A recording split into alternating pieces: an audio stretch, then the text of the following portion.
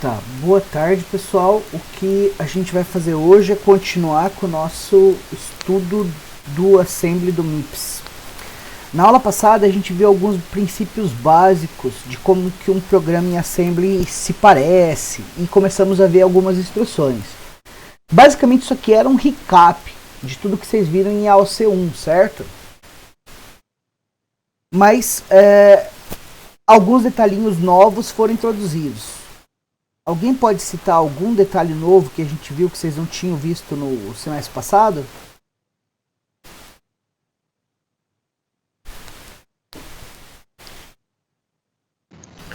Essa coisa de pensar sobre a melhor maneira de executar o código que você tinha feito aí com...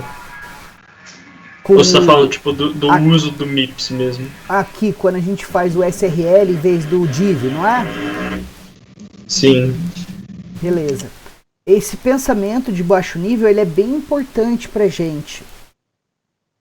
Não só vai tornar vocês melhores profissionais de computação, como também vai ajudar a gente a entender realmente como é que a linguagem funciona, como é que a ISA, qual é a filosofia da ISA. Isso vai ser importante quando a gente for construir o processador. Então a gente vai continuar na mesma pegada, tá? Eu comentei com vocês que existiam instruções e pseudo-instruções na aula passada. Vocês lembram disso? Aqui, se você vem no Help, você tem uma tabela de instruções básicas e de instruções estendidas, ou pseudo-instruções. Alguém lembra qual é a diferença de uma instrução para uma pseudo-instrução? A pseudo-instrução não existe mesmo na linguagem de máquina e é só uma coisa do compilador que ajuda? Isso, ela vai ser traduzida pelo montador em uma ou mais instruções reais. Por exemplo, aqui o LA, estão vendo aqui? O LAT0x, isso aqui é uma pseudo-instrução. Ela vai ser quebrada em duas instruções reais, que é o Load Upper Immediate e o ORI. Quando você traduz o LA, vamos ver isso aqui, que isso aqui é interessante, ó. Load address, na realidade o que essa instrução quer fazer? Quer pegar o endereço associado à etiqueta X e colocar no registrador T0, certo? Essa instrução ela não pode existir no processador, porque toda instrução tem que ter 32 bits, não é? E o endereço tem 32 bits.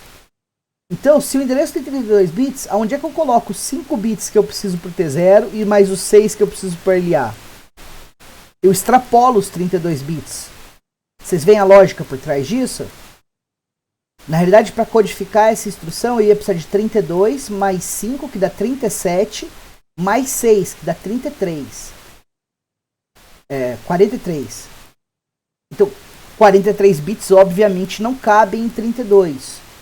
Consequentemente, essa é uma instrução que ela não é factível do ponto de vista do processador, porque quebra uma regra básica da filosofia da ISA do MIPS, que é que toda instrução tem que ser acomodada em 32 bits. Consequentemente, eu tenho que quebrar ela em duas partes. Agora, é interessante o jeito que isso aqui funciona. Deixa eu mostrar aqui para vocês. Eu vou abrir o Paint. Professor, só uma pergunta. Qual é o tamanho da palavra no MIPS mesmo? O tamanho da palavra de um processador é o número de bits que ele usa paralelamente. Então, se o seu processador é de 32 bits, a palavra dele é de 32 bits. Se o seu processador é de 64, a palavra dele vai ser de 64. O processador objeto que nós estamos usando, que é o MIPS 1 ou o MIPS 3000, ele tem palavras de 32 bits. Só um minutinho, eu vou tirar a blusa.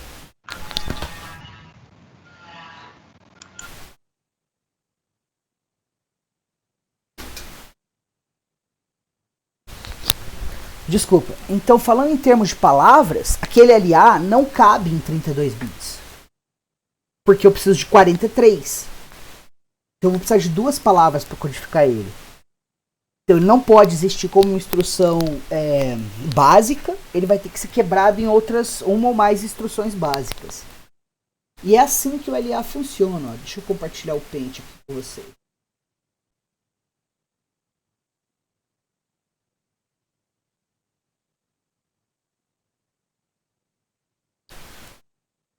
Estão vendo o Paintbrush aí, né?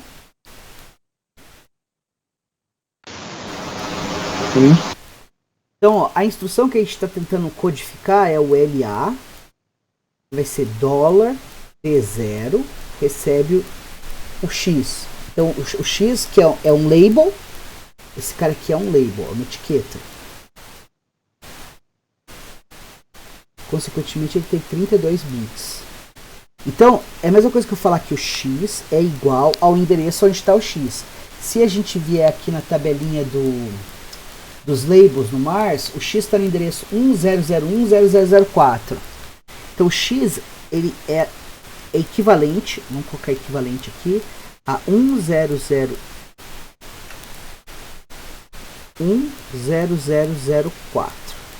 Beleza? Então o que eu vou fazer? Minha tarefa é colocar esse endereço aqui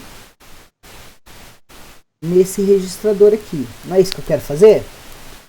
Só que não tenho como fazer isso usando uma instrução só. Então eu vou primeiro quebrar ele numa load upper immediate.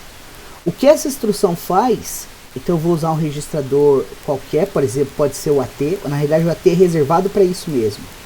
E eu vou colocar esses 16 bits aqui, ó, no AT.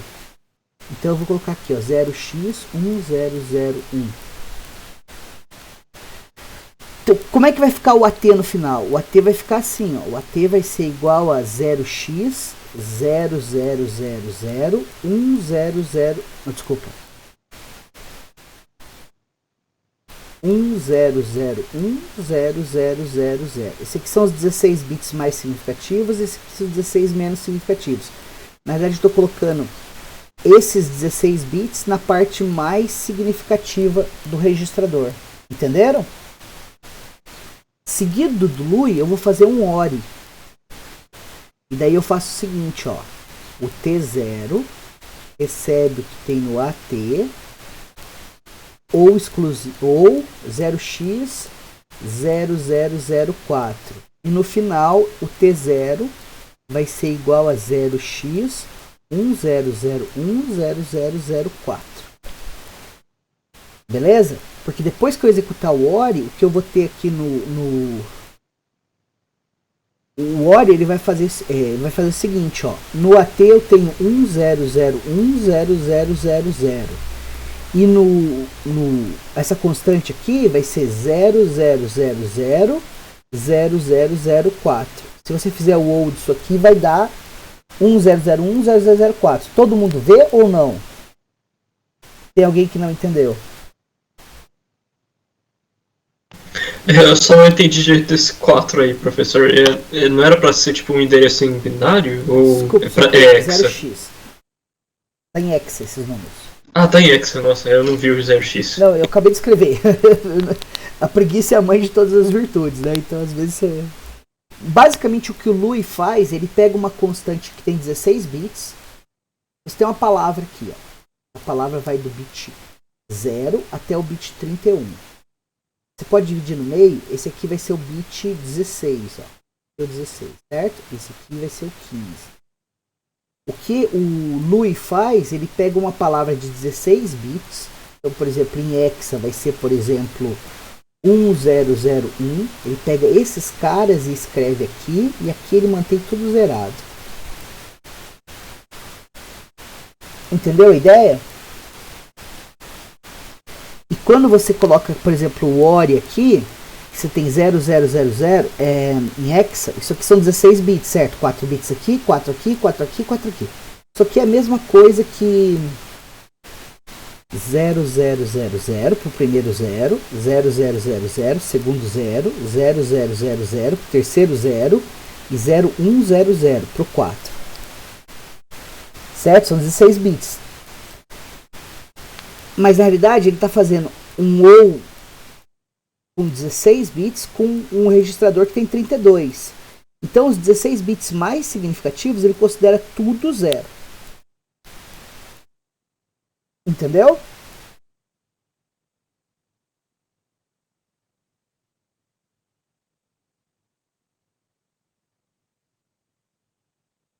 Pessoal, vocês entenderam esse negócio ou não? Professor, Oi. Eu não entendi o porquê que é o motivo lá que não dá os 32. O senhor falou que você tinha feito umas contas lá, tinha dado 43, se eu não me engano. É. Só que aí agora a gente tá mexendo com isso aí, tem os 32, correto? Não, isso aqui são 16 bits, ó. Aqui tem 16 bits. Não, então, mas é assim, no final o T0 vai ter os 32, não vai? Por isso que eu tô quebrando em duas instruções. Meu objetivo é pegar esse endereço aqui, ó. Deixa eu explicar isso aqui de novo para vocês. O X, ele vai ser igual a 1001, desculpa, tá em hexa, né? 0x 10010004. Em binário, isso aqui vai ser 0001 pro 1. Aí 0000, esse 0. 0000, esse segundo 0 e 0001, esse último 0. Isso aqui são os 16 bits mais significativos. Depois eu vou ter 0000 pro primeiro 0, mais 8 zeros aqui, certo? 0000, 0000. Desculpa a letra ruim, eu tô escrevendo rápido. 0100. Então, você concorda que aí tem 32 bits? Concordo. Então, daí, quando eu faço um LA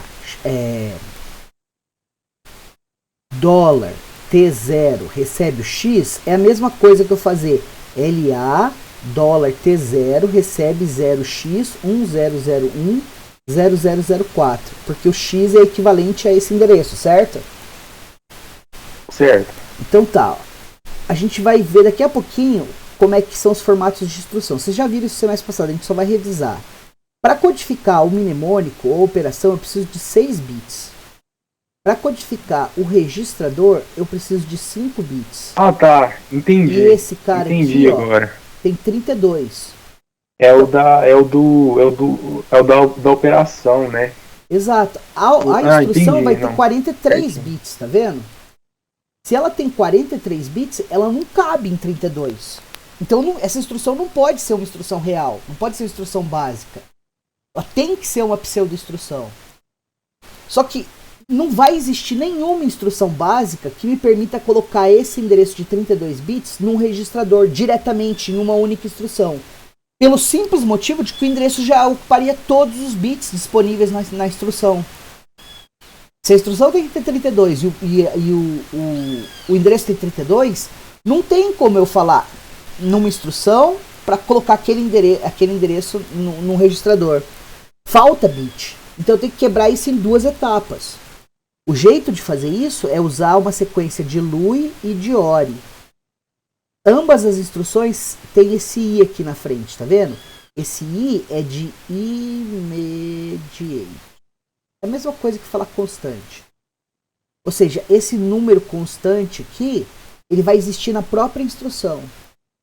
A primeira etapa que eu vou fazer do meu endereço aqui, ó, é 0x 10010004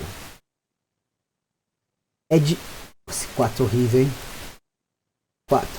É dividir esse cara em duas partes. Essa aqui é a parte mais significativa. E essa aqui é a parte menos significativa. Tranquilo? Se esse número está em hexa, Tranquilo. cada um tem 4 caracteres hexa, cada caractere hexa é 4 bits, então dá 16. Então, o LUI vai cuidar de colocar esses 4, essa parte mais significativa, no lugar certo no registrador. Então, a instrução que eu quero executar é essa aqui, ó, LUI, coloca no registrador temporário qualquer, eu uso o AT para isso. O AT ele é reservado para fazer isso, para transformar pseudo-instruções em instruções. E aí eu falo o número que eu quero colocar, 0x 1001. Então, observa que aqui tá beleza, ó. Esse cara aqui tem 16 bits. Esse cara aqui tem 16 bits. E mais os 6 da instrução, né? Esse aqui tem 5. E esse aqui tem 6. 6 com 16 dá 22. Com 5 dá 27. Sobra ainda 5 bits que eu não estou usando nessa instrução. Então ele cabe, certo? Eu consigo... Isso aí é uma instrução básica. Agora, como é que o LUI funciona? O LUI significa load upper immediate. Lembra que immediate é a mesma coisa que constante pra gente? Então ele vai pegar essa constante de 16 bits e carregar nos 16 bits mais significativos do registrador AT. Então o que ele está fazendo aqui é o seguinte, ó, AT dos bits 31 até o 16 recebe o 0x1001. Entendeu? O AT ele era assim. Entendi. Você tem aqui do 31, o 16, o 15 e o 0. Ele vai pegar o 1001 e colocar aqui, ó. E aqui ele vai colocar 0000. Ele está carregando a constante na parte superior do registrador. Eu tenho que quebrar o endereço de 32 bits em duas parcelas de 16, senão eu não consigo codificar isso em instruções de 32 bits. Uma vez que eu fiz isso aqui, o que eu tenho que fazer é pegar os 16 bits menos significativos, o 0004, e colocar aqui. Eu podia ter uma load lower immediate, tipo uma LLI. Mas eu não preciso criar essa instrução porque eu consigo fazer a mesma coisa usando o ORI. Se eu fizer isso aqui, ó, ORI, coloca no registrador que era da instrução original, que é o T0, né? Coloca no T0 o que tem no AT, e no AT tem isso aqui, né? 1001, 0000. Ou com o que? Com a constante 0x0004. Daí o que ele vai fazer vai ser isso aqui, ó. 10010000, que é o AT, com 0000. Isso aqui é como eu só especifiquei os 16 bits mais significativos, menos significativos, os mais significativos eles são automaticamente zerados pra gente. 0004. Se você fizer o OU disso aqui, lembra que aqui não é mais, né? É o OU lógico, né? Isso aqui vai dar 40001001, que é o endereço que eu queria. Entenderam como é que o AT funciona? Como é que Entendi agora. Então, beleza. Com isso explicado, eu quero mostrar para vocês um pouquinho mais, antes da gente fazer mais programas, como é que as instruções são codificadas no processador. Eu estou diminuindo aqui para aumentar a nossa área escrita. Colocando 100% isso aqui dentro. Todas as instruções, não importa qual seja, o ADD, o ADI, o LUI, o ORI, o load word, o save word, o BQ e assim por diante, elas têm que ser codificadas em 32 bits. Essas instruções elas vão ter que ser codificadas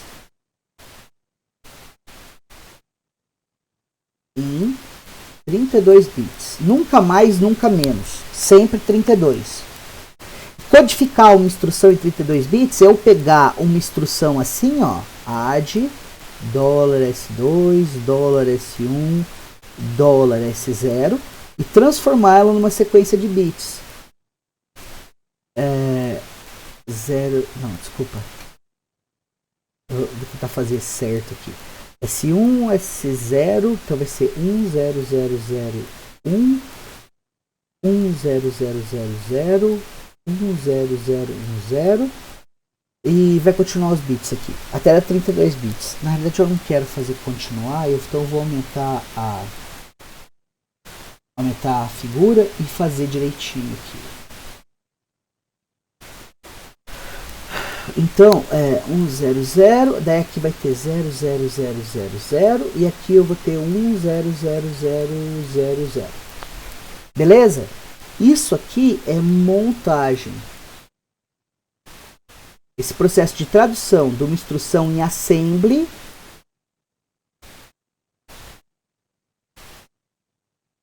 para código de máquina.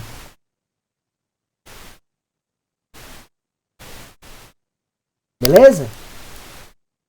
Nesse escopo aqui está o humano, se é que dá para a gente classificar o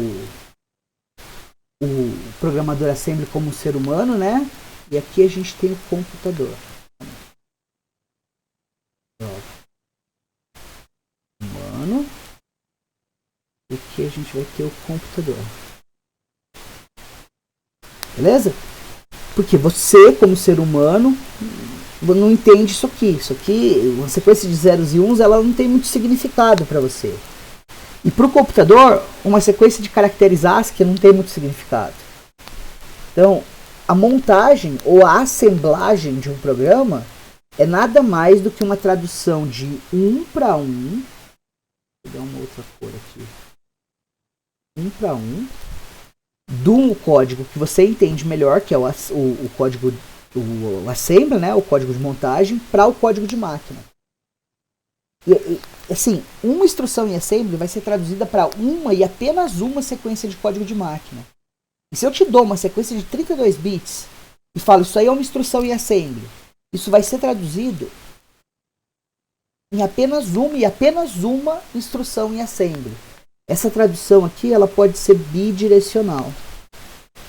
Tranquilo esse conceito? Isso aí vocês aprenderam no semestre passado, certo? Certo.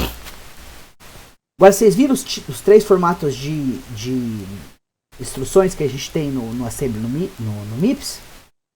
O MIPS, ele codifica uma instrução em assembly para código de máquina usando 3 formatos. São eles o tipo R, o tipo I e o tipo J. Vocês lembram disso ou não? Não, isso aí eu vi quando o senhor explicou um pouco nas aulas atrás. Então, agora Mas em aula C1 não vi não. a gente vai entrar em mais detalhes nisso agora, tá? Deixa eu salvar isso aqui porque eu tô no Windows, vocês sabem como é que o Windows é, né? Deixa eu colocar aqui, ó. Notas de aula. GBC 046. E hoje é 4/8/2021. Tá salvo, depois eu compartilho com vocês agora.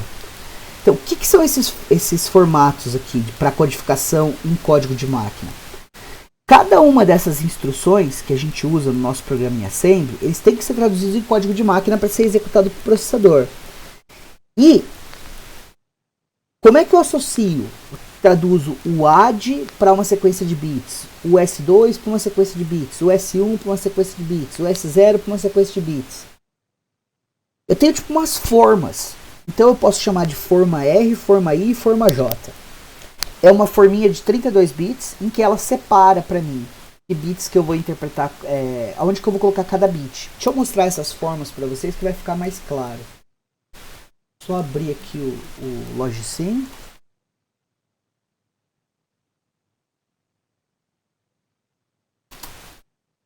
Alguém fez alguma pergunta escrita? Porque eu não estou olhando. Não. Vocês não estão ouvindo, não estão vendo, eu estou abrindo o Logicsim e eu vou copiar uma coisa aqui pra gente. Controle, deixa eu pegar aqui esses 3 formatos. Alt, print screen. Abrir outro pente.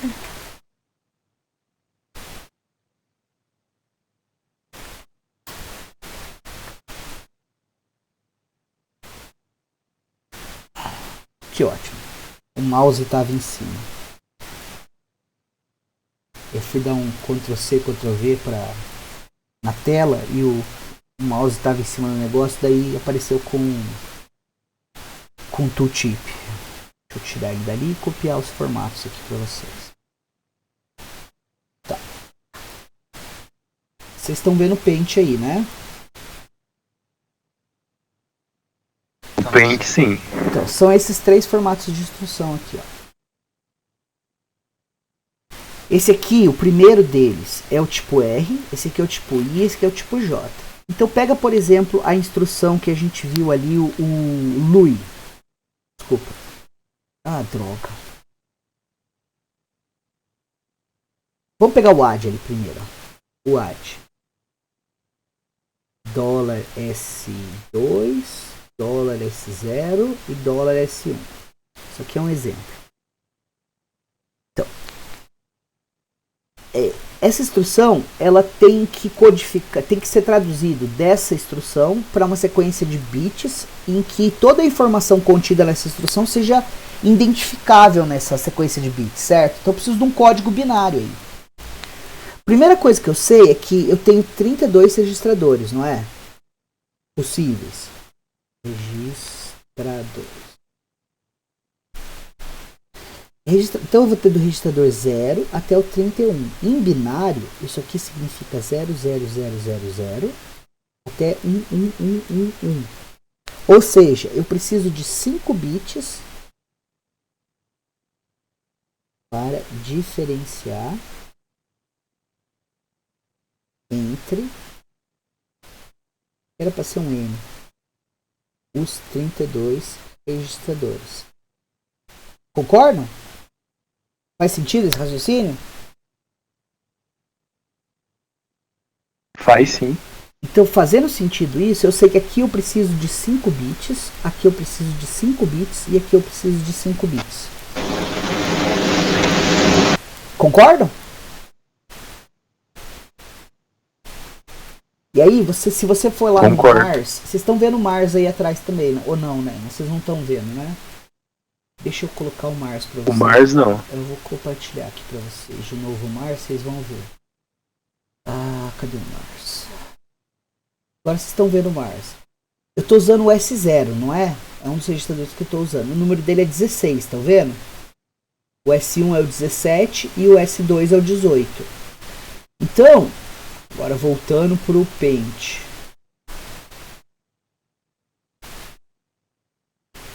Aqui é a mesma coisa que eu escrevi, ó. 16. Desculpa, deixa eu escrever de outra cor isso aqui. Pronto. 16. 16, 17 e 18, não é? Que era o número que a gente tinha visto, que eram os registradores. S0 é 16, em sequência vem S1 e S2. Isso aqui é a mesma coisa que eu escrever 10000 em binário, 10001 em binário. Isso aqui é a mesma coisa que eu escrever 10010 em binário. Sim? Vocês entenderam isso? Que eu estou associando um número a um nome de registrador. E daí eu represento ele binário. Assim eu falo para o processador quais são os operandos. O primeiro operando, que a gente normalmente chama de RS, é esse cara. O segundo operando, que é o RT, é esse cara. E esse aqui é o destino. Então, o registrador de source. Aí, como você não coloca S1, S2, coloca ST, né? Porque é em sequência no alfabeto. E o D é de destino, destination. Beleza?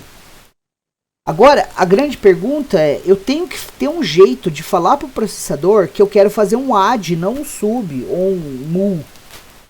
Como que eu faço isso? Eu uso esse identificador aqui, que fala que a instrução que eu quero executar com esses operandos é o add, né?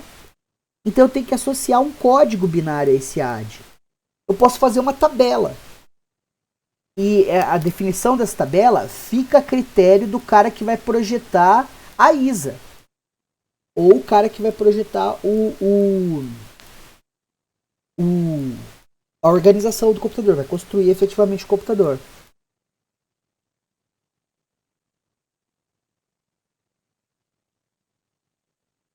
Vocês estão acompanhando? Isso faz sentido para vocês? É sim. Então, o número de Agora tá tudo bem. o número de bits que eu vou usar para codificar isso. Vocês fizeram códigos binários em SD, lembram? Que vocês associavam, por exemplo, ao número 0000 quando você tinha de binário para Johnson.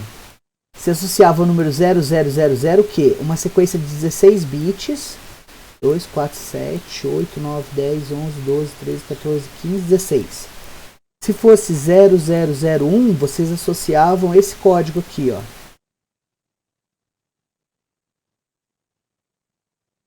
Lembra disso? Isso aqui é um código binário. Você está traduzindo de um código, que é o código binário, para o código Johnson. Porque você consegue associar um número a isso, não significa não significa necessariamente nada. Porque existe uma representação numérica para uma sequência de bits, não significa que você não pode associar uma outra significação.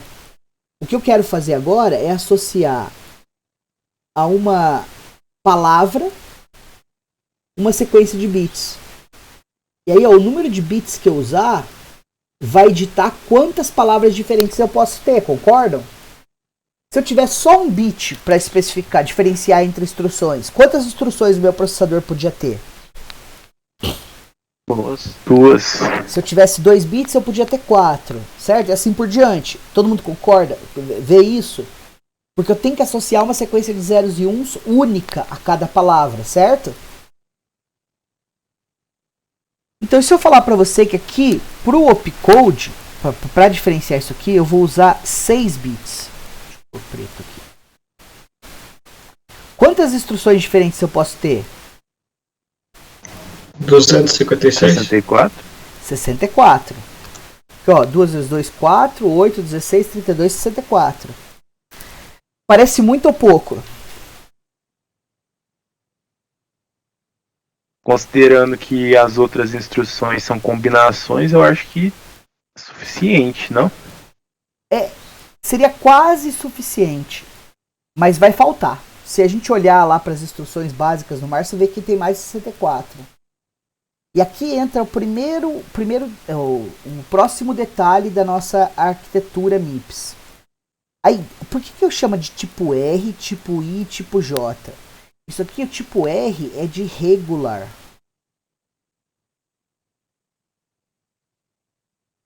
Esse I é de immediate. E esse J é de jump. Porque vocês viram um pouquinho de pipeline semestre passado, não é? O conceito de pipeline vocês discutiram semestre passado, não discutiram? Discutiu. Mas para fazer o pipeline ser realmente eficiente, você não quer que ele entre numa situação de stall. Você não quer que ele fique numa posição em que ele tem que esperar que um recurso seja disponibilizado.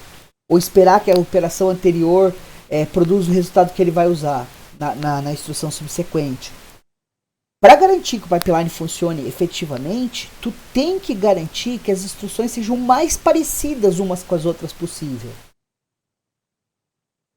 Lembra? Eu não sei que exemplo que o professor usou com vocês, mas eu gosto de usar o exemplo da fábrica de Coca-Cola, em que chega a garrafa vazia, daí ela é higienizada, depois ela é secada, depois ela é preenchida de Coca-Cola, depois ela é entampada, depois pintam a etiqueta, depois ela passa pelo controle de qualidade, depois ela é colocada na caixa no engradado.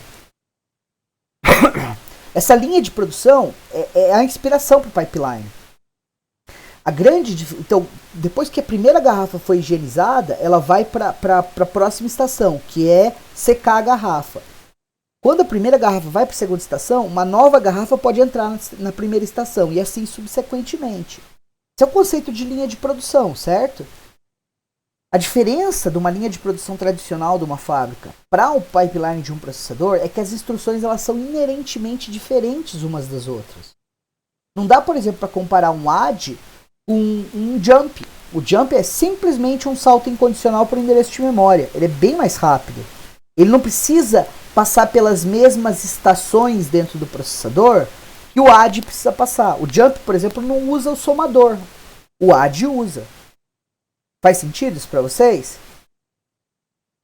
Então, quando o Hennessy e o Patterson estavam bolando a arquitetura do MIPS, eles se preocuparam em fazer com que todas as instruções, ou pelo menos a maior parte delas, fosse regular, usasse os mesmos subsistemas dentro do processador.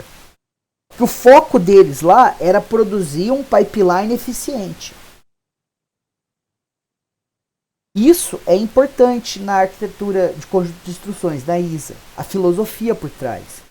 A filosofia por trás da arquitetura MIPS é que as instruções devem ser o mais parecidas umas com as outras possível.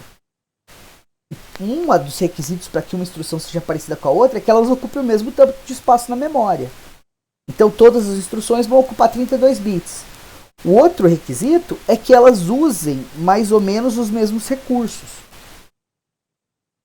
Porque se você usa os mesmos recursos dentro do processador, os mesmos subsistemas dentro do processador, as instruções elas vão ser super regulares, vão parecer com as garrafas de Coca-Cola passando na linha de produção.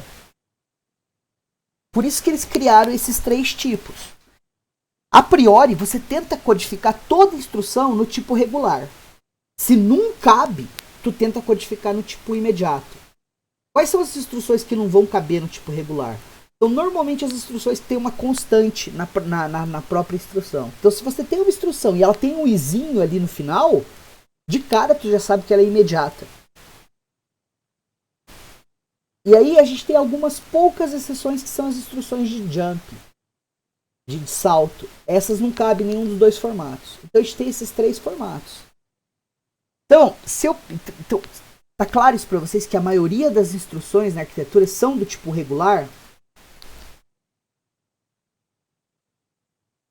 Vocês entenderam os argumentos aqui? Alguém tem alguma pergunta até esse ponto? Professor, Fala, filho. aí como é que é diferenciado, tipo, quando ele recebe só essa instrução de diferenciar qual é qual?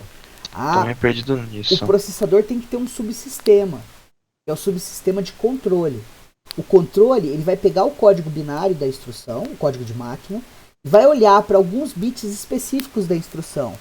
Especificamente, esses 6 mais significativos e esses 6 menos significativos.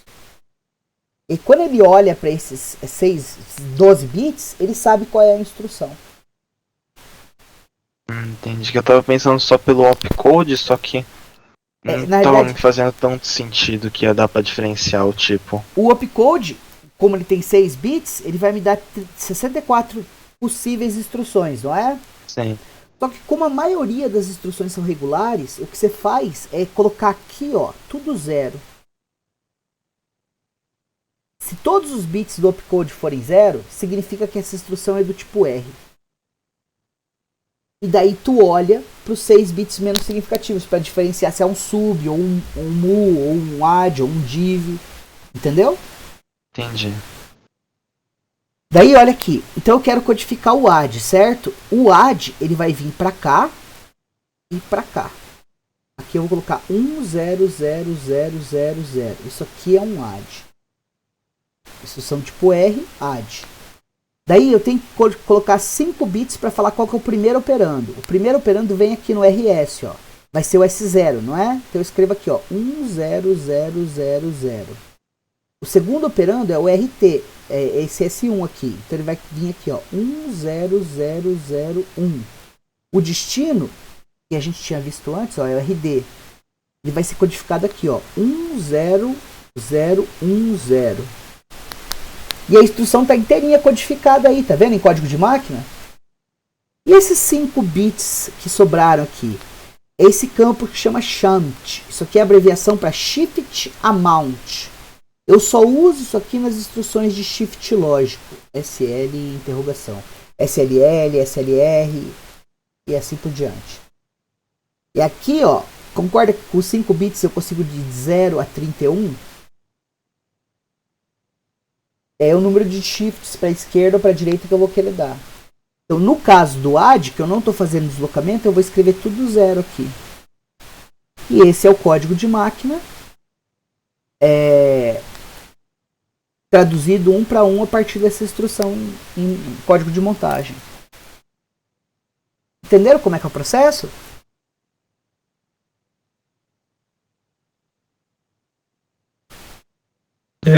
Professor, eu tenho uma dúvida ainda. Pode falar.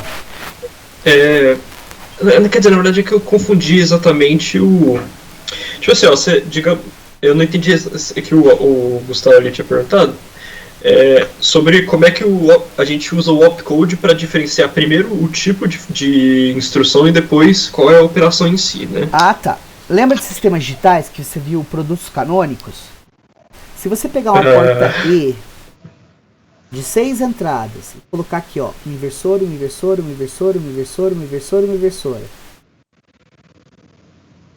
e ligar aqui o bit, ó, 31, 30, 29, 28, 27 e 26. Quando que eu vou ter 1 nessa saída? Quando todos forem 0? Quando todos forem 0. Tem alguma outra situação em que eu vou ter 1 nessa saída aqui? Não. Então, se esse bit aqui for 1, eu sei que a instrução é do tipo R. E daí, é assim que é a decodificação. Daí você fala assim, a instrução é do tipo R. Agora eu vou olhar os 6 bits menos significativos. O function. E daí tu produz um produto canônico de 6 entradas para cada uma das possibilidades. Se for 100000, você sabe que é um add. Se for 100001, você sabe que é um sub. E assim por diante. Isso é o processo de decodificação da instrução. Sim, mas aí não fica, tipo... É porque a gente tem 6 bits de opcode e 6 bits de funct. Isso não acaba sendo meio que muito bit para pouca diferença? Porque a gente vai ter, claro, a gente vai ter uma grande quantidade de instruções, só que com o funct já identificando 64... A gente podia usar menos bits pro function? Podia. Não, pro próprio code, porque o opcode vai diferenciar se é imediato, se é uma regular ou se é uma jump. Podia. Mas lembra que o processador ele funciona com 32 bits? Então eu tenho 32 bits para codificar a minha instrução. Eu vou precisar dos 12 para fazer isso? Porque com 12 bits eu consigo quantos códigos binários diferentes? Uai, pensa, dá 4K instruções. Eu posso ter até 4.086 instruções diferentes. Eu uso todas essas combinações? Não, eu não uso. Isso aí é um espaço que ficou reservado caso novas instruções fossem necessárias. Mas tem um outro motivo porque eles decidiram assim. Porque eles precisavam de 5 bits para cá, 5 bits para cá, 5 bits para cá e 5 bits para cá. Eles precisavam. Eu preciso de mais do que 5 bits para representar o Shunt? Não. Por causa que se eu deslocar mais do que 31 vezes um número para a esquerda ou para a direita, eu zero todo o registrador. O registrador não tem 32 bits? Então eu não preciso mais do que 5 bits para representar o número de deslocamentos para a esquerda ou para a direita que eu preciso. Eu preciso de mais do que 5 bits para representar o número do registrador? Não, porque eu tenho 32. Com 32, com 5 bits eu consigo diferenciar entre 32 registradores diferentes. Então sobraram 12 bits pra gente. Nos 32 possíveis disponíveis. E daí eles dividiram assim. Eles podiam ter reservado mais bits pro opcode? Podiam. E menos pro function? Podiam. Mas quando vocês verem o formato I e o J, vocês vão ver que isso não é uma boa ideia. Por causa que no I você vai ter que codificar 2 registradores, que é um operando, um destino e uma palavra de 16 bits. Então, ó, vamos ver o formato I aqui para vocês verem. Isso aqui é o operando 1, isso aqui é o operando 2, que é a constante, né? Isso aqui é o destino. E isso aqui é o opcode. Aqui eu tenho 6. Aqui eu tenho 5. Isso aqui dá 16, não dá? Sobra 16 para cá. Por isso que o opcode ficou limitado em 6 bits.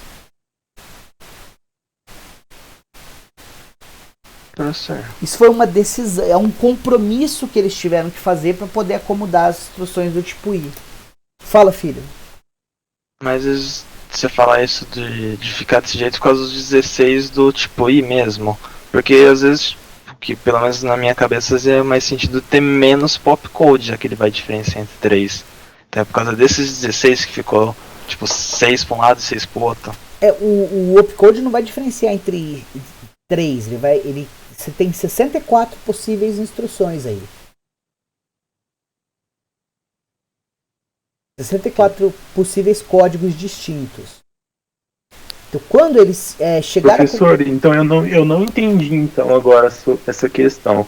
Porque eu concordo com o colega. Porque, por exemplo, pelo que eu entendi, o opcode ele só está diferenciando se ela é do tipo R e ou J. Não. Porque a função é que está falando se ela é do tipo R, R, se ela é... Não, é isso que vocês entenderam. Se ela é do tipo R, tudo é 0. E aí eu vou saber qual que é a instrução olhando para os 6 bits menos significativos. Agora, se a instrução é do tipo I, cada instrução do tipo I vai ter um opcode diferente. Deixa eu mostrar uma tabela para vocês com isso. Eu vou compartilhar aqui. Deixa eu descompartilhar esse troço e procurar o Logicim aqui. Vocês estão vendo o Logicim aí agora, não é? Sim. Deixa eu só carregar ele aqui no... Uai, vou apagar o Márcio. Eu tô tentando fazer o Logicim aparecer no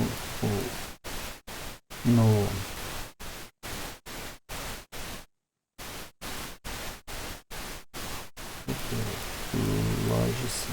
Agora tá aparecendo. É porque tem que mudar tanto no Teams quanto no OBS para gravar direitinho. Vocês estão vendo o Logicim aí agora. Então, olhem essa tabela aqui, ó. Tá vendo que a instrução add, ela tem os opcode tudo 0 e o function é 10000? Então, se o opcode for tudo 0 e o function for isso aqui, eu sei que é um add. O sub, o opcode é tudo 0 e o function é 100010, tá vendo? O end, tudo 0, 100, o or, tudo 0, 100, Agora, olha o ADI aqui. O ADI tem 001000 como opcode. E aí, só olhando para o opcode, eu sei que essa instrução é do tipo I. E qual é a instrução? O end I tem um opcode diferente. O OR vai ter um opcode diferente ainda. O SHORE, um outro diferente. Agora, olha o SLL e o SRL. O opcode é tudo 0, é uma instrução do tipo R. E o function vai ser tudo 0 ou 2. Aí eu sei que isso aqui é um SLL e isso aqui é um SRL. Olha o BQ. O BQ é uma instrução do tipo I. Tá vendo que o opcode dele é diferente? Não é tudo 0? Na verdade, você nunca vai ter dois opcodes iguais um ao outro. A menos que a instrução seja do tipo R, que daí, no caso vai ser tudo 0. Ficou mais claro agora ou não? Agora ficou assim. Ficou assim. Então, É porque eu não sei se os outros colegas estavam pensando assim, mas deu a entender que o opcode ele ia variar, por exemplo, 0, 1 ou 2. E aí não tinha necessidade de ter aqueles 6 bits para poder diferenciar. Mas agora na tabela dá para ver que são vários diferentes. olhem esse diagrama aqui. Ó. Isso aqui é sistemas digitais, vocês estudaram isso. Só que é grande. Em sistemas digitais se faziam coisas menores, certo? Tá vendo essa porta aí aqui? Ela tem 6 entradas e as 6 entradas estão negadas. Então eu só vou produzir um aqui quando o opcode que entra aqui, ó, for todo 0. Se ele for 0, eu faço um E desse 0, desse 1, com o function. E o function vai testar. Se for 100000, é um add. Então, por exemplo, vamos colocar aqui, ó, 100, tudo bem. Vai quebrar porque eu estou mexendo no meio. Então, tá vendo, ó, 0, 0000, 1000000. Isso aqui é a combinação para fazer um add, não é?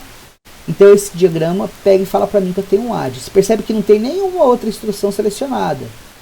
Isso é a mágica dos produtos canônicos, né? Pega o sub. O sub, se eu não me engano, era assim. Viu que mudou? Olha o SRL. O SLL é tudo 0. Tá aqui, tá vendo? E não tem mais nenhuma outra selecionada. Agora, qual que era o código do ADI? O ADI era 001000, certo? Então, se eu for ali, ó, 001, tudo bem, 000. Percebe que o tipo R é o tipo R é 0. O ADI está selecionado, nenhum outro está selecionado, nenhuma instrução do tipo R estão selecionadas. Então, se você olhar ali no diagrama do controle, essa primeira linha é a linha do tipo R. Se você pôr o mouse com a setinha em cima, você vai falar para você, tá vendo? A saída que é o bit do tipo R. E essa aqui é o SLL. Entendeu como é que a decodificação é feita? Isso aqui é uma decodificação por decodificadores. Na realidade, nos processadores que usam múltiplos ciclos de clock para executar uma instrução, A decodificação é um pouquinho mais complicada. Você ainda vai usar esse diagrama de esse subsistema de decodificação de instruções. O que vai mudar é essa parte aqui, ó. Eu não vou entrar em detalhes nessa parte agora, porque isso aqui é uma coisa que a gente vai cobrir lá quando a gente for construir o processador. Mas é isso que gera os controles que vão mudar quais subsistemas vão ser usados no processador. Ficou mais claro agora para vocês ou não? Ficou assim. Maravilha. Deixa eu colocar o Mars aqui pra gente ver. O Mars não, é o Paint, né? Vou voltar lá no Teams e mudar isso. Estamos vendo o Paint agora. Então, isso aqui é um negócio que não é claro pra gente. O professor das disciplinas iniciais fala pra gente: o processador só entende zeros e uns. Mas como é que ele atribui significados a esses zeros e uns? É um conjunto de regras que ele cria. A gente está vendo essas várias regrinhas. Uma palavra, uma instrução que ocupa uma palavra, vai ter diferentes bits nessa palavra que vão representar diferentes coisas, vão codificar diferentes coisas da instrução. Para diferenciar a instrução, eu uso só o opcode ou uma combinação do opcode com function. Os bits do meio, eles me falam qual é o primeiro operando, o segundo operando, o registrador de destino. E aqueles bits do 0, 1, 2, 3, 4, 6, 7, 8, 9, 10, do 6 ao 10, eu reservo para fazer o deslocamento. Beleza? Vamos pegar aqui, por exemplo, ó. Então todas as instruções do tipo R, elas vão caber nesse formato. Vamos pegar uma outra aqui. Se você, por exemplo, pegasse vamos pegar um sub aqui, ó. Sub. Aí vamos colocar aqui, ó, T2, T0 e T1. Não tem.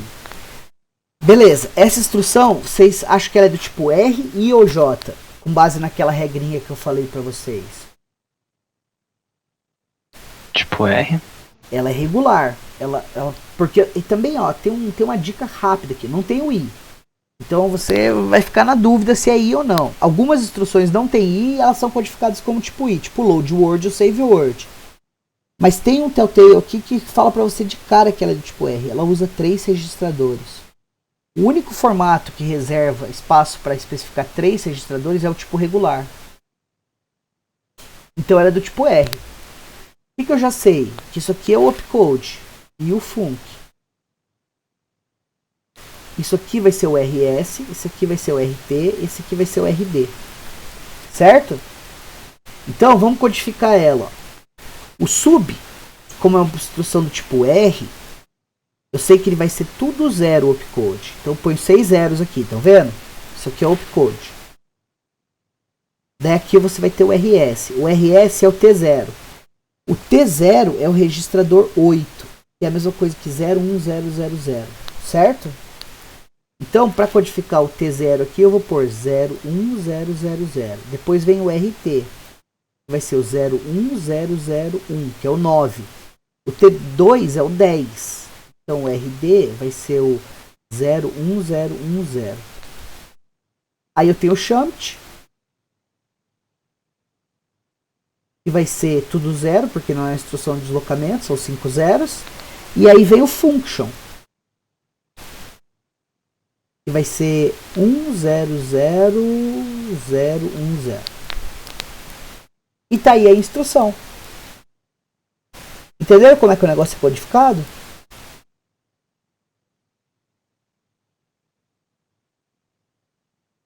Ah, Sim. Professor, você vai querer que eu lembre tudo isso? Não, você não precisa lembrar tudo isso. Você tem as tabelas para consultar. Você não precisa decorar essas tabelas. Eu sei de cabeça, por quê? Porque eu uso isso o tempo inteiro. Mas eu não espero que vocês decorem, não. Né? Essa é uma coisa muito inútil para você ter na sua cabeça, se você não usa ela numa base regular. Aí você fala assim, qual era o opcode do ADI mesmo? Ah, não lembro. Olha a tabela. Tranquilo? Vamos ver o ADI aqui, ó. Nossa, já foi quase 1 hora de aula. Vamos pegar um ADI.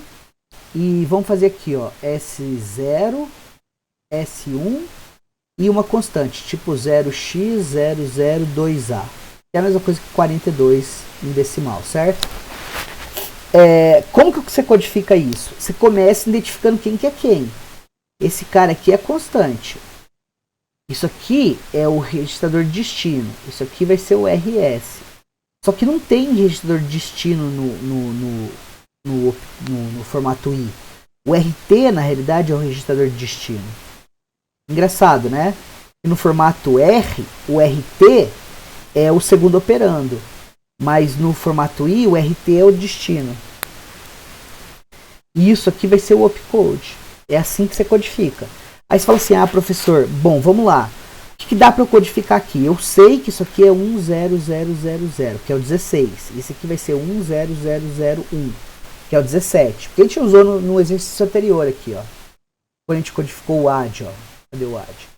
Usou eles. 16 e 17, tá vendo? Por isso que eu escrevi eles aqui.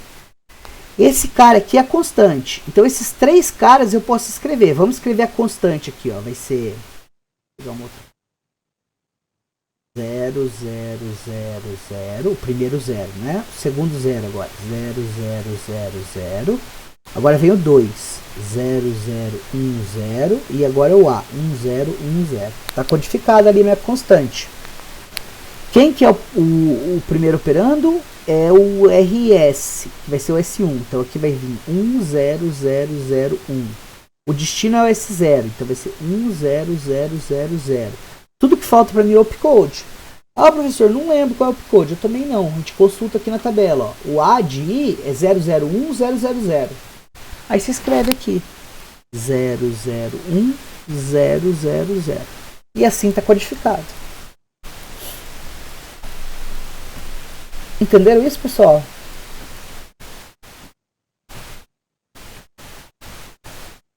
Sim.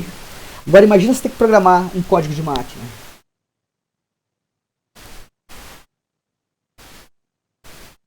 Isso é um inferno, concordam?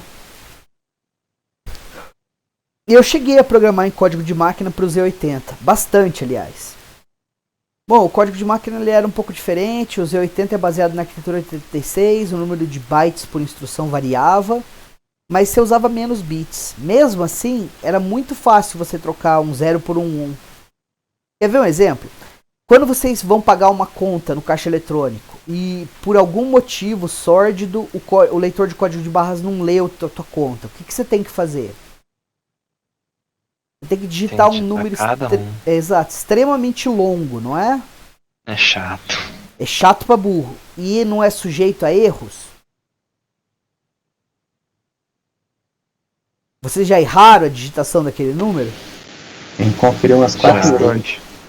Por que isso acontece? Tem um monte de zero um depois do outro. Por que isso acontece? Isso acontece por causa que você está lidando com uma coisa comprida. E a gente tem dificuldade, o cérebro humano tem dificuldade de guardar uma informação longa em sequência na cabeça. Por exemplo, o meu número de telefone é, sei lá, 555-4948-6652. Tem um número aí. É assim que eu guardo meu número na cabeça? Não, você guarda em parcelas. Você fala 34, porque a gente está em Uberlândia, em Minas Gerais. Aí você fala 991 53 5449. Vocês perceberam as pausas que eu dei aí? Essas pausas são pausas de memória. Elas servem para você guardar essa informação. Você sabe que é uma informação correlata, mas você guarda ela em parcelas gerenciáveis pelo seu cérebro. Normalmente são 3, 4 ou 5 no máximo informações. Cada número aí é uma informação. Louco, não é? Então, quando você digita aquele número gigantesco, você corre o risco de errar. Porque ou tem números repetidos, ou você não conta. O 0 é o que mais fácil da gente errar. Agora imagina se você só tem 0 e 1. A chance disso acontecer aumenta, concorda? Então quando a gente programava em código de máquina, a gente não usava o binário. Sabe o que a gente fazia? A gente pegava um código que nem esse e dividia de 4 em 4. Ó. Opa!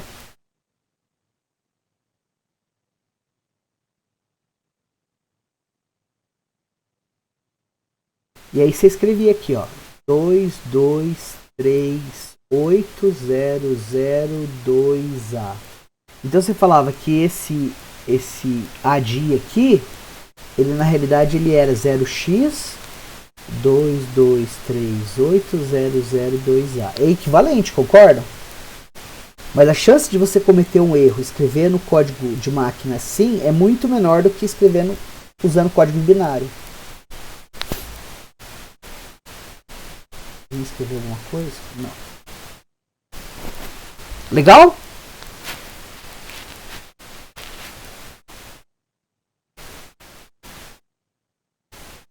Tem alguma coisa que vocês não entenderam disso? Tem uma coisa aí que me deu uma dúvida, professor. É sobre essa parte aí do.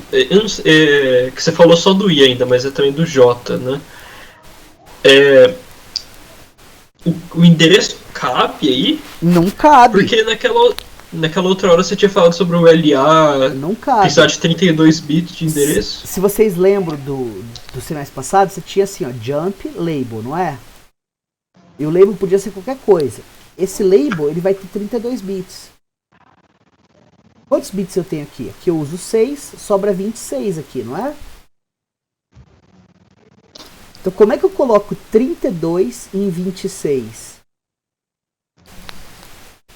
Ou em 16 ainda ali no de cima. Mas por exemplo, no BQ, você tem isso aqui, ó. Back, $S0, $S1, label, certo?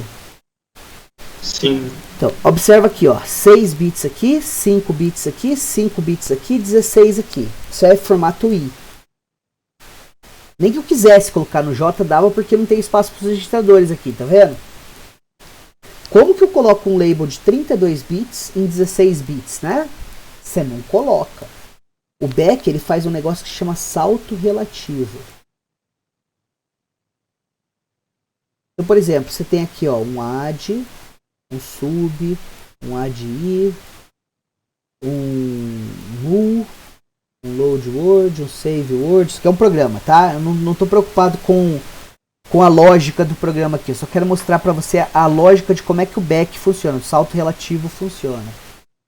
Então, o programa está indo ali, certo? E aí aqui você tem um back que compara o S0 com o S1 e um volta. E eu vou colocar o volta aqui, ó. O que ele está falando? Se o conteúdo de S0 for igual ao conteúdo de S1, você pula para volta. Se não, você executa essa instrução aqui, ó, a próxima. Certo? Essa é a semântica do back, né? Então, concorda que cada instrução vai existir numa posição de memória? Esse label, na realidade, ele não é o que eu vou colocar aqui não é um endereço de memória. O que eu vou colocar aqui é o número de palavras que eu tenho que saltar. Então, se eu estou no back, aqui é uma para trás, menos 2, menos 3, menos 4, menos 5, menos 6. Então, isso aqui é equivalente a eu escrever S0, S1, menos 6. Então, o salto do back vai ser relativo à posição do back. Isso te dá isso te fala que você pode fazer, a partir do back, um salto de menos 32 mil instruções, de 32 mil e uns quebrados instruções para trás e 32 mil e uns quebrados instruções para frente. Entendeu? Não, agora eu entendi, professor. Isso é um Mas salto... aí uma coisa, Calma, isso quer dizer que se você usar o back... Isso é no caso do back. No caso do back, você só pode fazer um salto para 32.700 instruções para frente ou para trás. E se você precisa de um salto mais longo que esse? Aí você pode usar um salto em passos. Você salta para o lugar onde você colocou um jump e o jump te leva para o lugar que tu quer. Elas colocam umas escadas dentro do código mesmo normal que não vão ser usadas e seriam usadas só nesse back mais longo. Exato. Mas, cara, 32 mil e uns quebrados instruções é muita coisa para um... O salto do back, ele vai ser usado em ifs ou instruções de repetição, certo? Você tem um laço tão grande que precisa de mais de 32 mil instruções, você tem um código muito espaguético. Isso quase nunca acontece. Mas não é uma preocupação do programador. Quem vai resolver isso para você é o montador. Beleza? Ele vai fazer a checagem. Se esse número que ele calculou ali é o menos 6, ele for maior do que menos 32 mil e uns quebrado, que é o máximo que ele consegue saltar, ou maior do que 32 mil e uns quebrado para frente, ele sabe que ele precisa fazer um salto em etapas. Daí o próprio compilador vai gerar o jump intermediário para você e o código de guarda em volta do jump para não ser executado quando o programa está executando o corpo da função. Você não precisa se preocupar com isso. É uma limitação, mas ela é facilmente resolvível. Agora o jump é um pouquinho diferente. O jump é o que a gente chama de salto absoluto.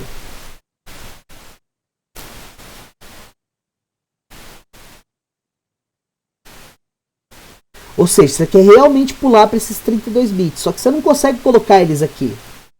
Então o que tu faz? Tu faz o seguinte: faltam quantos bits aí para completar o endereço de 32 bits? Faltam 6, certo? Então como é que eu codifico isso? Primeira coisa que nós temos que falar é do alinhamento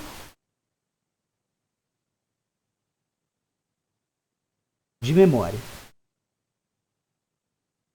Quando a gente viu o modelo de memória lá umas 2 aulas atrás, lembra que eu falei que a memória era endereçável byte a byte? Se associava um endereço de memória a cada byte da memória?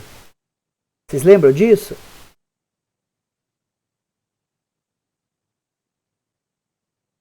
Sim ou não? Estão dormindo? Vocês estão me ouvindo? Tô ouvindo, mas eu não lembro não, professor.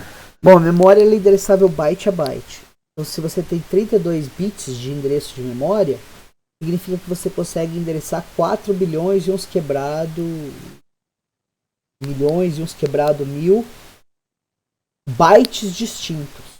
A cada byte de memória você tem um endereço associado. Só que as tuas instruções, elas todas, sem exceção, ocupam 32 bits, não é? Ou seja, 4 bytes. Então, você imagina a memória aqui assim, ó.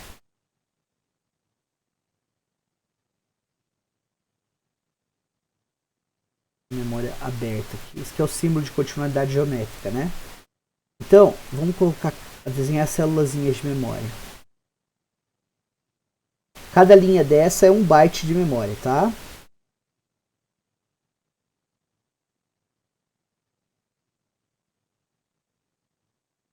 Pegar e explicitar isso aqui, 1 byte. Tá, então vamos associar o endereço aqui. Isso aqui vai ser o 00, o 01, 02, 03, 04, 05, 06, 07, 08, 09, 0A e assim por diante. Uma instrução, tipo o nosso AD, ele vai precisar de 4 desses bytes. Eu podia alocar aqui, ó. 1, 2, 3, 4.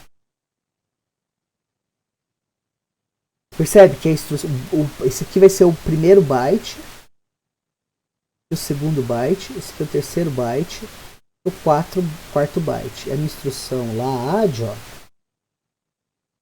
ela pode ser dividida em 4 bytes. Esse aqui é o primeiro byte, o segundo byte, o terceiro byte e o quarto byte. Tranquilo isso aí para vocês? Se um programa em seguida tem um sub, ó, esse sub aqui, ele vai ser alocado aqui, ó, em sequência, né? 1, 2, 3, 4. Esse aqui vai ser o primeiro byte, o segundo byte, o terceiro byte, o quarto byte. Esse tem um sub aqui. Dividir esse cara em 2, 1B, 2B, 3B, 4B. Então, ó, do jeito que está a minha memória aqui, o meu programa alocado na memória, a primeira instrução está no byte 1, 2, 3, 4. A segunda instrução está no byte 5, 6, 7, 8. A terceira instrução vai estar no 9ABC e assim por diante, certo? Isso é simples de entender, concordam? Concordo. O problema é que você não aloca a memória assim. Você sempre aloca a memória começando no endereço múltiplo de 4. Então o 0 é múltiplo de 4? É. A primeira instrução vai estar aqui, ó. Aí a segunda instrução, ela vai estar aqui, ó.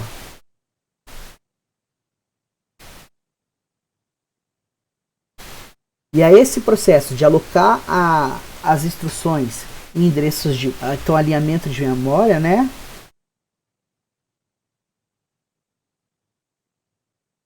É a alocação de instruções em endereços múltiplos de 4. Então isso aqui vai ser o 0, 4, 8, 12, 16 e assim por diante, certo? Por que você faz isso? Então, ó, se eu usar o primeiro endereço possível, vai ser o 0x alguma coisa 00. O próximo vai ser o 0x alguma coisa 04. O próximo vai ser o 08. O próximo vai ser o 0C, certo? 89AB. Então começa no C. Depois o próximo vai ser o 10. O próximo 14. O próximo 18. O próximo 1C. E assim sucessivamente. Percebe que eu estou repetindo aqui, ó, 048C. 048C. Desculpa, não é tudo isso. São só os 4 bits menos significativos. Concorda que se eu alocar a memória sempre em endereços de múltiplos de 4, os 4 bits menos significativos eles sempre vão ser dessas 4 opções? Ou 0, ou 4, ou 8, ou C? Vocês veem a lógica por trás desse raciocínio?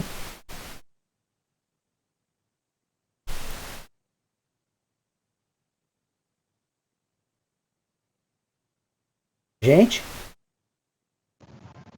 Faz sentido.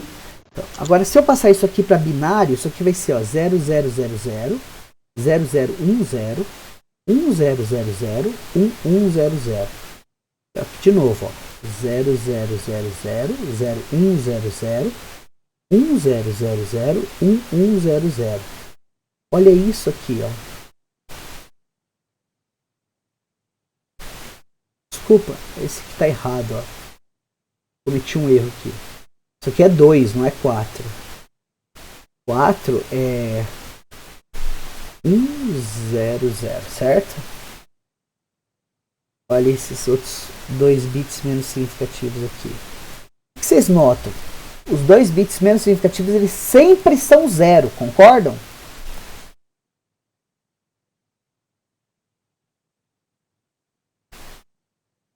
Se eles sempre são 0, eu não preciso escrever eles. Faz sentido?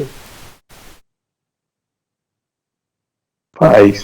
Então, se eu alinhar, o que eu chamei de alinhamento de memória, se eu alinhar as minhas instruções da memória para elas começarem sempre no endereço múltiplo de 4, o que eu vou acabar tendo é a alocação no meu programa em endereço 04, 08, 06, 10, 14, 18 ou C, 20, 24, 28, 2C, 30, 34, 38, 3C e assim por diante. Se eu pegar esse 0486 e escrever em binário, eu vejo que os 2 bits menos significativos eles sempre são 0. Então, quando eu faço um jump para o endereço assim, ó, 0x, 084, melhor não colocar 0 ali no começo, vamos colocar assim, ó, F8404404, por exemplo, não dá para codificar isso, porque aqui eu tenho 32 bits e aqui eu tenho 6, certo?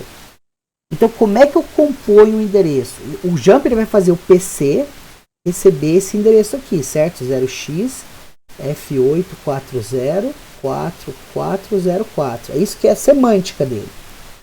Só que eu não tenho como colocar esse endereço aqui. Então, o que eu faço? Eu faço o seguinte. Acabou a página aqui, pessoal. Vocês não tiveram aula comigo em sala de aula, né? Então vocês podem começar a imaginar quantas lousas eu escrevia na sala de aula. O que você faz é o seguinte, percebe que o endereço aqui é o 04, ó, viu que terminou com um múltiplo de 4? Então vamos escrever esse número em binário. Ele vai ser assim, ó. 1111 1000 0100 0000 0100 0100 0000 0100, certo? Eu vou pegar esses 26 bits aqui, ó. Vou ignorar esses dois menos significativos, porque eles são sempre zero, eu não preciso representar. E eu vou pegar esses 26 aqui, ó.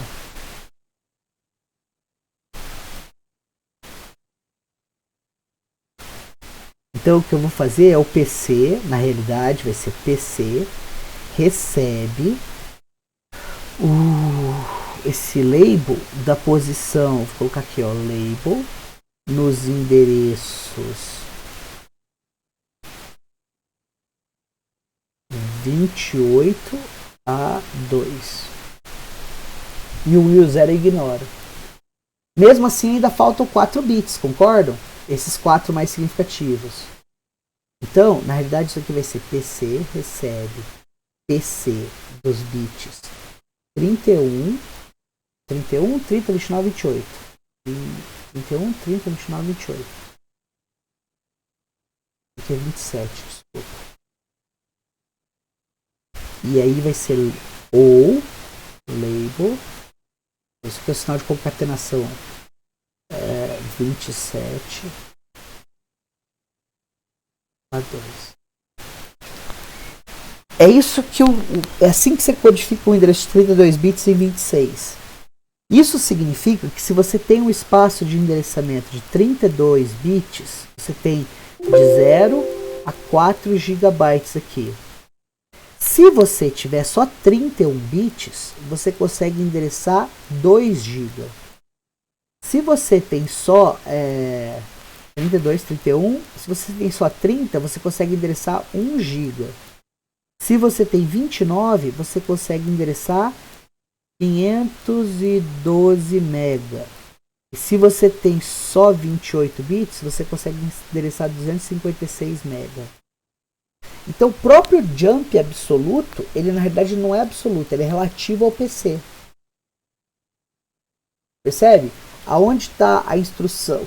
E o que é esse PC? Esse PC vai ser o PC da onde está o jump. Então você consegue saltar num espaço de 256 megabytes ou 64 mega instruções.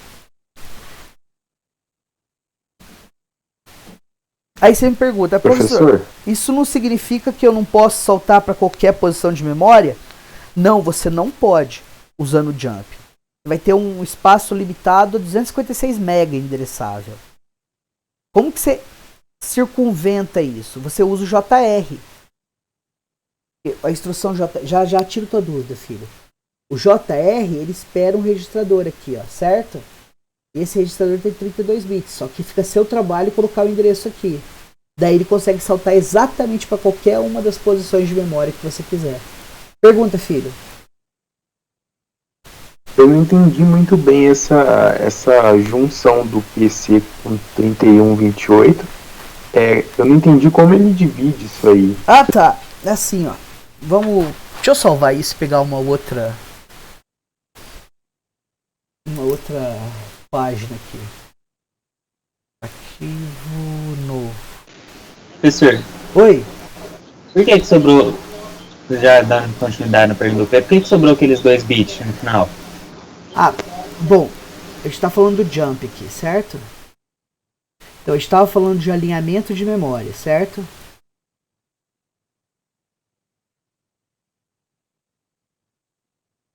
O alinhamento de memória, vocês lembram o que é, né? As instruções seriam alocadas em endereços múltiplos de 4. Então, alocação de instruções em endereços múltiplos de 4. Aqui é o 048C. Certo? Se o seu programa está alinhado na memória, isso é um requisito da ISA. O programa tem que estar alinhado na memória. As instruções têm que ser alocadas em endereços múltiplos de 4. E você tem uma instrução assim, ó, jump para o endereço 0x F48C 0004, por exemplo. Eu nem sei se foi o endereço que eu usei lá no outro, mas não importa. O que você tem aqui são 6 bits e aqui 26. Não, desculpa, aqui 32. Obviamente não cabe, você tem 6 a mais, certo? Então o que tu faz é, primeira coisa, você vai escrever o PC, não vai? Digamos que o seu PC, vou pôr aqui, ó, PC tem o endereço 0x48C 00F4. Pode ser? Eu tô ali bem um monte de instrução para frente. Eu estou dando um salto para trás, é isso que significa, certo?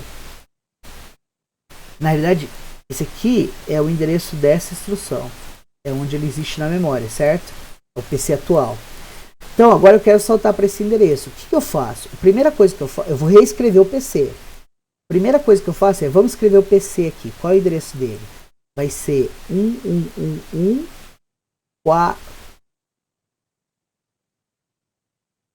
0100 1000 e agora é o C 1100 0000 1111 0100. Esse aqui é o endereço do PC, concordam? Vocês viram o que eu fiz aí? Eu converti de hexa para binário, certo? E aqui eu vou colocar o endereço do label, ó. O endereço do label vai ser 1111 0100 1000 1100 0000 0000 0100, certo? Olha o que eu vou fazer. Então agora aqui eu quero escrever um novo PC. Então o que eu vou fazer é escrever um PC em T mais 1. Beleza? O que eu vou fazer é dividir o PC assim, ó. Desculpa. Professor, não tá faltando um 0 aí no meio do PC e do label? 1, 2, 3, 4, 5, 6, 7. Tá. Faltou um dos zeros. Tá vendo? Lembra que eu falei que a gente esquece fácil as coisas? Essas horas que eu adoro estar no Paintbrush, ó.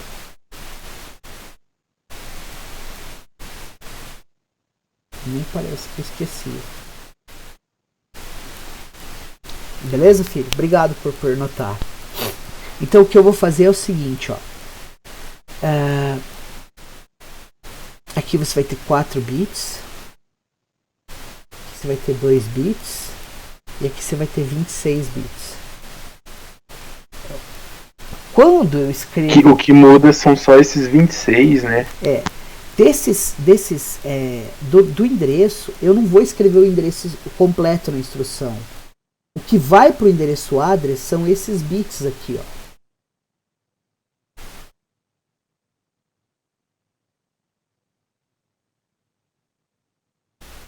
Lembra que a instrução jump era assim, ó, o tipo J, né? Ela vai ser assim, ó. 626. Esses caras vão existir aqui. E aqui vai estar o opcode. Esse pedaço aqui, ó, eu não represento. E esses 2 zeros eu não represento na instrução. Daí como é que eu componho o novo PC? Eu pego esses caras aqui, ó. E mantenho eles. Pego esses 26 bits, que são a mesma coisa que esses 26 bits, e copio para cá. E aqui eu ponho 00. Entenderam agora? Esse 00 aí no final é porque você está assumindo que é sempre em múltiplos de 4, né? Eu não estou assumindo, isso é um requisito. Se seu programa não estiver alinhado na memória, ele não vai funcionar. Lembra que eu fiz toda aquela discussão dos 2 bits menos significativos serem sempre o 0, se ele é múltiplo de 4? Por isso que eu estou assumindo aqueles 2 bits. Professor, os 4 primeiros são sempre iguais por aqui mesmo? Porque eles têm que vir de algum lugar.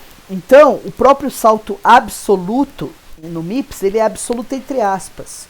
Ele é absoluto do segmento. E o tamanho do segmento de memória no MIPS é 256 MB. O segmento é a divisão mínima da memória. Se você precisa de um salto realmente absoluto, a única opção que você tem é o JR. Porque o JR, a semântica dele é assim, ó. JR recebe um registrador RS. A semântica dele é PC recebe o RS. Lembra que o PC é o Program Counter. Ele aponta para a próxima instrução a ser executada. Então, se você faz isso, você realmente salta qualquer um dos 4 GB disponíveis de memória.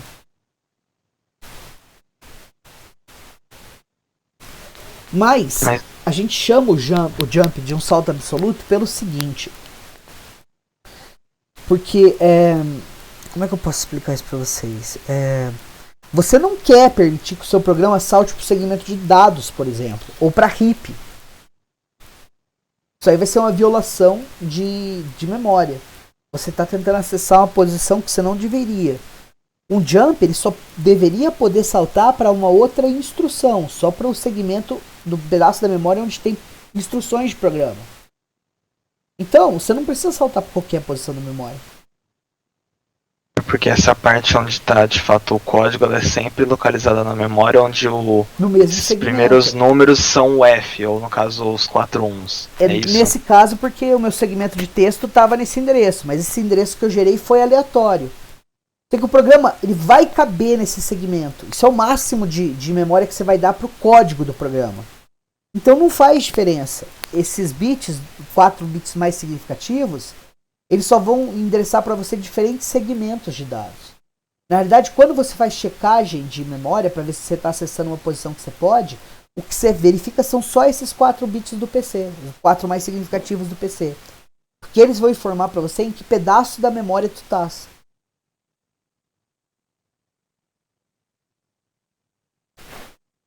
Então olha que louco. O jump a gente chama de salto absoluto, mas ele não é absoluto per se, porque ele não pode saltar para qualquer posição de memória. Mas ele é absoluto funcionalmente, porque ele vai te permitir saltar para qualquer lugar dentro de um segmento de memória, que é onde o teu programa efetivamente vai existir. Isso, por exemplo, serve 2 propósitos. Um, resolve o problema de não acomodar em 32 bits e me garante uma camada adicional de segurança. Significa que vai ser impossível eu saltar para um endereço de memória que não seja código de instruções, código. Porque senão sabe o que você pode fazer? Você vai lá e escreve um array, aloca ele escreve um programa, codifica ele à mão para código de máquina. Carrega esse programa para um array, dá uma lock, carrega esse programa e salta para a primeira instrução desse programa. E você está executando o teu código no processador. Você quer que isso possa acontecer? Bom, eu quero, porque dá para fazer muita porcaria com isso. Mas os computadores normais, os computadores atuais, eles não deixam você fazer isso. Porque isso ia ser uma violação da memória. Código, instruções só podem existir no segmento de instrução. É para garantir que você não vai ter vírus. E não garante nada, porque a gente encontra o loophole aí em vários lugares. Sabe aonde está o loophole? Está no seguinte. O tamanho dos programas varia, não varia? Se eu escrever um programa para calcular os 1000 primeiros inteiros, se tu escrever um programa para fazer a ordenação usando o quick sort de uma sequência de números, o tamanho do meu código fonte, o tamanho do meu texto vai ser diferente do teu, não vai? Muito provavelmente. Todo mundo vê isso? Sim. Então, se você quer incluir código customizado seu num programa, o que tu faz? Tu ganha os direitos do sistema operacional para poder escrever no segmento de texto e escreve em seguida do código original do programa. Ainda dentro do segmento de texto. Tu não corrompe o programa anterior. Tudo que tu precisa fazer é, durante o carregamento do programa, mudar a tabela de realocação de endereços. Mudar o endereço de um jump do programa para o teu código. E daí tu tem um código customizado.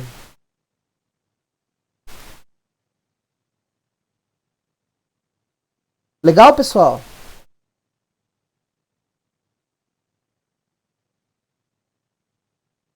Muito complicado isso ou tá tranquilão? Deu pra entender, eu acho. É bem elaborado, mas é de boa até de entender. É assim, eu não espero que vocês decorem nada disso. Eu espero que vocês tenham visto lógica por trás do que eu expliquei pra vocês. A gente vai usar isso várias vezes e aí vai assentando na cabeça de vocês. Não é uma vez só que eu vou gerar código de máquina pra vocês. A gente vai gerar várias vezes. E vocês podem ter certeza que na P1 vai ter uma questão pra vocês fazerem isso.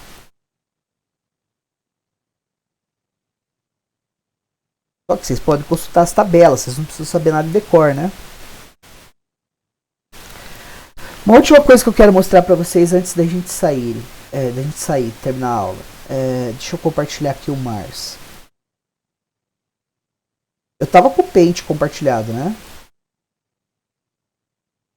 Tava assim. Tava assim, tava assim. Gente, tava. Imagina se eu dei essa aula toda sem o... Vocês estão vendo o Mars aí, então aqui é o código que você escreveu. Aqui é o código que realmente é executável no programa. Se a sua instrução na fonte ela for uma pseudo-instrução, ela vai ser traduzida para instruções básicas, não é? E aqui, ó, é o código de máquina. Lembra que eu passei para hexadecimal? Estão vendo que são 32 bits? Uma palavra hexa de 8 caracteres? Sim. E tá vendo que o endereço é sempre múltiplo de 4, ó? 048C, 048C.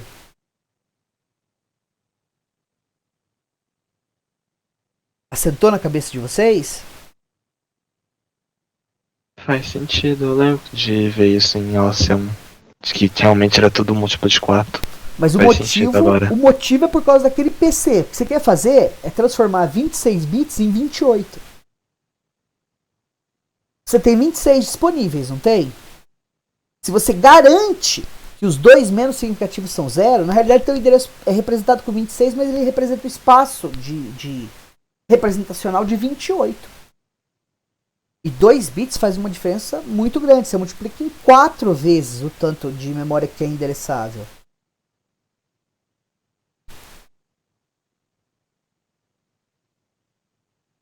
Tranquilão? Aí embaixo aí também dá pra ver o ponto text, né, professor, nesse Dá, data ó, segment se aí. você mudar aqui do Ele ponto data tá tabelado em múltiplos de 4 até, ponto né? text, agora tá em decimal, né? Se eu mostrar em hexa, ó, a instrução, essa primeira instrução, ó, 3C011001, tá aqui, ó. 3C011001. A próxima instrução é a 34280004. Tá ela aqui, ó, 34280004. Viram? O que diferencia o dado que é a instrução de um dado que é dado mesmo? Nada. É tudo binário, estão vendo?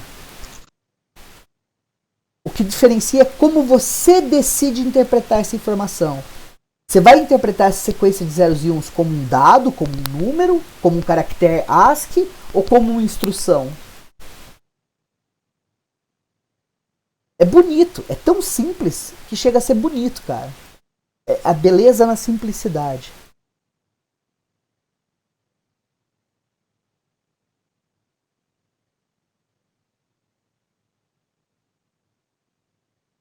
E aqui, ó, você tem os outros segmentos. Tem o dado, a RIP, o GP, para onde que ele está apontando, o SP, a pilha.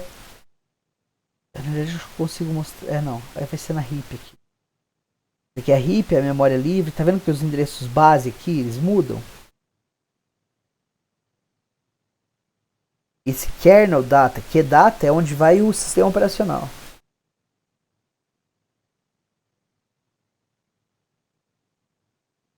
Dúvidas, perguntas, questionamentos, desesperos, reclamações? Essa coisa do SP e do GP a gente vai ver melhor nessa disciplina, né, também. Eu vou cobrir elas levemente com vocês. Na realidade, isso é porque uma a gente preocupação viu maior em de Oceano, SO. só que super breve. Cara, você lembra do mapa de memória que eu desenhei para vocês? Onde tem o segmento de dados, segmento de textos, a RIP.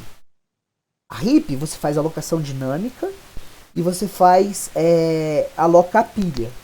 A pilha cresce do último byte disponível da heap vai diminuindo, né? Vai crescendo ao contrário. E a heap, o GP e o SP são dois ponteiros. O GP é o global pointer, ele aponta para onde começa a heap. E o SP aponta para um segmento de dados. Esses ponteiros eles não são idealizados para serem usados pelo programa, mas sim pelo sistema operacional. Eles servem para você navegar pela heap. Mas quando você dá um malloc, por exemplo, em C, para fazer alocação dinâmica, o que você está fazendo efetivamente? O malloc ele é um wrapper, um empacotamento da chamada do sistema alloc, que é implementada pelo sistema operacional. O que o alloc fala para o sistema operacional é: o usuário que me chamou quer alocar tantos bytes sequenciais na memória. Daí o sistema de gerenciamento de memória do SO vai falar assim: beleza, vou ver onde eu tenho essa memória aí. Daí ele consulta o mapa de memória daquele processo. E ele vê se ele consegue alocar aquele número de bytes sequenciais. Se ele conseguir, o que ele vai fazer é retornar para você um ponteiro para o primeiro byte. E registrar na tabela de alocação de memória que aqueles bytes estão alocados para o seu processo. Por isso que é tão importante, depois que você dá um malloc, você dá um free. Porque o free vai estar falando para o sistema operacional: esse processo aqui não está usando mais aquela memória que ele tinha pedido antes. Aí o sistema operacional fala: beleza. Aí ele vai lá na tabela de memória dele e remove aquela entrada falando que você está usando aqueles bytes. Ele não apaga a informação que você colocou lá. Ele simplesmente remove da tabela, falando que aquela região de memória está disponível novamente para uso. Entendeu?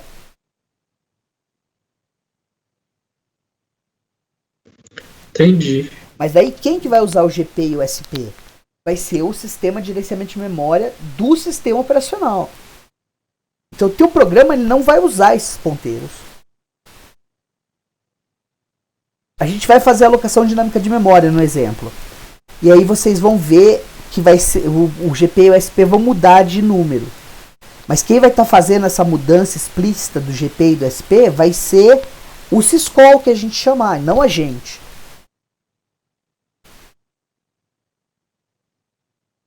Mas sim, a gente vai fazer a alocação dinâmica de memória nessa disciplina.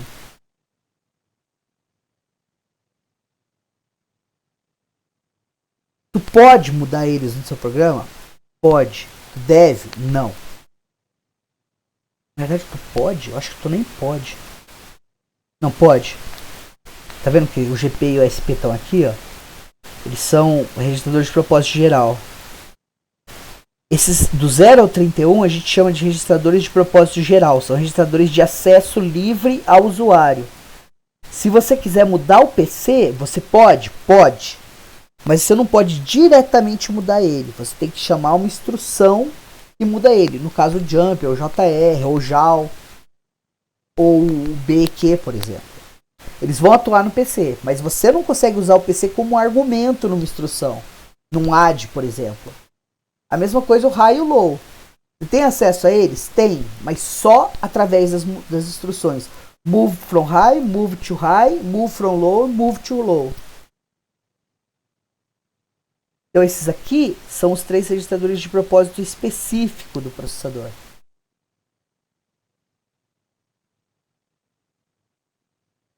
Tranquilão, pessoal? Eu sei que isso é duro, é diferente da maioria das coisas que vocês viram. Eu acho que vocês não viram nesse nível de detalhe semestre passado. Mas a gente precisa entender esse nível de detalhes se a gente planeja construir o processador. Mais alguma dúvida?